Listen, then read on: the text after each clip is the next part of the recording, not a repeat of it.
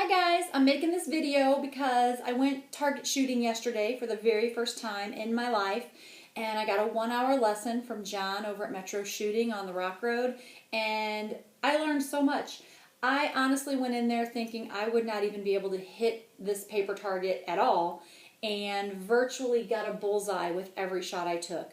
And so I thought I would share the secrets that John imparted to me so that way you too can hit your targets. So it all boils down to the alignment.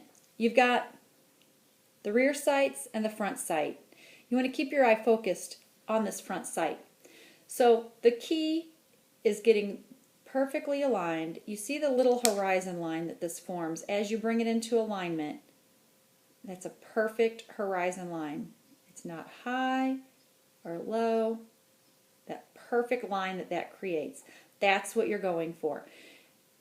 You also want to keep that front sight perfectly centered. You see how it's going left and right. You want the negative space on either side of that dot to be perfect. Now right now we're pretty dead on, right on that number 8. You want to aim small so that you miss small. You want to actually cut your aim point, whatever your target is, cut it in half with that horizontal line that you're creating with the sights. You take that horizontal line, you cut your target in half, you're aiming small. Your sight picture, basically what you're seeing in your eyeball, should look like this. You should have your sights with the 3 dots perfectly aligned, cutting your target in half. Now, if you do that, you're going to have success. As you're aiming, you move. There's no way to be rock steady. Nobody is. I noticed that my hover, as he called it, was a little figure 8. If I started to get too out of control, I would stop and regroup. But you want to focus on keeping that hover small. Because you hover small, you aim small, you miss small. And it's right here. The proof is right here. I hit everything I was aiming at.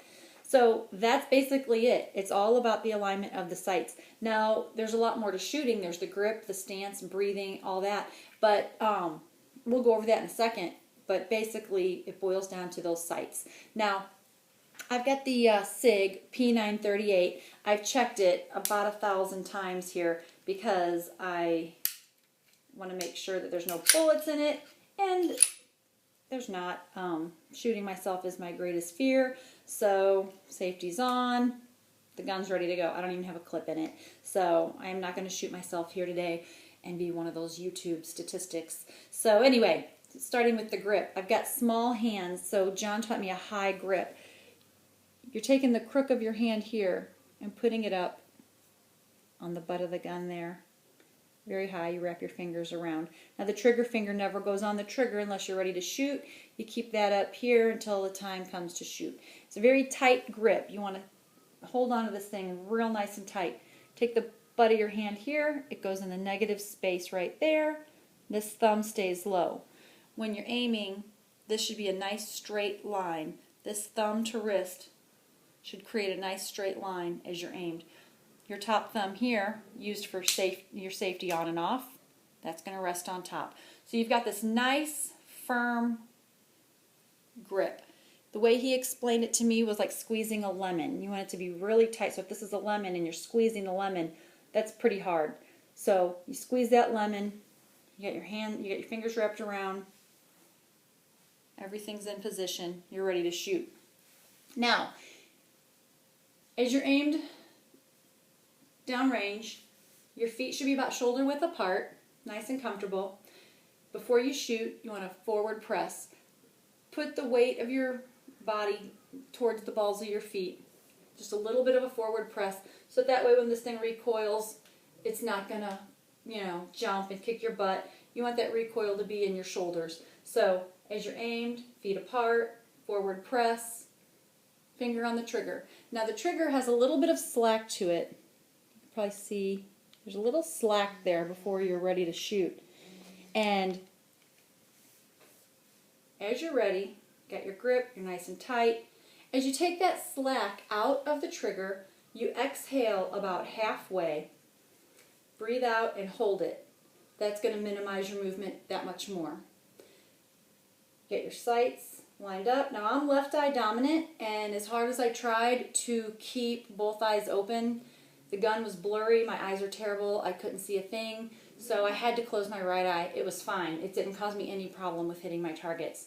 So feet apart, sights aligned, forward press, take out the slack in that trigger, exhale, hold your breath, and then as you're ready to shoot, you just press the trigger. You don't pull it, you don't jerk it, but press. Nice and easy.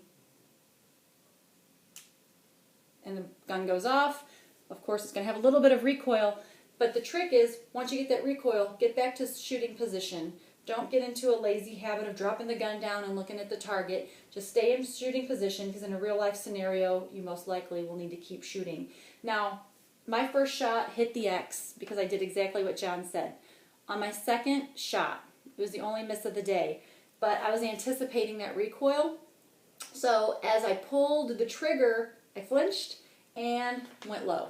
So that was my only miss of the day. He reminded me to press the trigger. The word pull the trigger just seems too mechanical. So if you're pressing, bang, it goes off. Let the bang of the gun surprise you, so that way you're not anticipating that recoil, because that is going to make you flinch or jump or move. So it's hard to do. I actually caught on really fast, and it worked for me. It's just something you got to train yourself to do. And there's other videos on YouTube on how to avoid that recoil anticipation. But if you can do that and just press the trigger nice and smooth and let the gun do its thing, it's going to work. So I hope you have as much success with your target shooting as I did. Thanks for watching.